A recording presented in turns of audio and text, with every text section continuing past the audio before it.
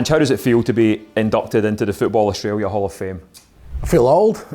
Usually, when you get into these things, you've got a sort of a body of work behind you. But yeah, truly humbled. I guess, from my perspective, the majority of my sort of football journey was in Australia, and I think for me it was always about, how can I achieve things that that I sort of watched and dreamt about when I was a kid, and most of it revolved around, Australian football. And when I think about sort of everything that's happened to me in my life and in my sort of professional journey, football's been the one constant through that. And to be recognised in this way for me and my family, obviously my parents, my father in particular, who he was the one that set me off on this path. I think is truly humbling, and I feel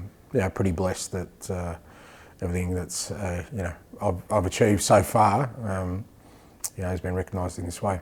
You say so far, hopefully more achievements to come, but have there been any personal highlights along the way? Yeah, no, definitely, hopefully more to come, but no, nothing that sort of stands out. I think along the way what's really been important to me and what's really sort of resonated with me is the people that it's brought into my life. Football, football in Australia. My best mates are guys I met at my football club when I was 8 years old, South Melbourne. The people I've met along the way, some of my best friends, some who are not friends, but just people who've helped me along the journey, have all come from football. Like I said, it's been the one constant. So I think when you reflect on it and you get back, I've had obviously a lot of success, and even that success, when I think about it, it's about the people I shared it with, the players, the coaches, the people involved in the football club. So for me, that's always been the number one thing. The highlight is just the people that it's brought into my life. With that in mind then, what sort of a legacy have you attempted to leave in Australian football? Oh, hopefully that, that dreams, are not sort of,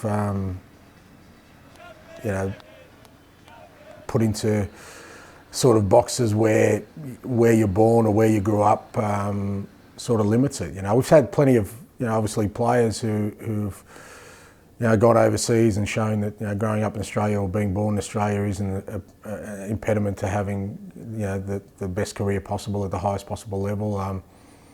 Hopefully I can do that as a manager, and that's what I've shown, that for coaches in Australia, or for anyone in Australia who dreams big, being on the other side of the world shouldn't stop you from realising those dreams.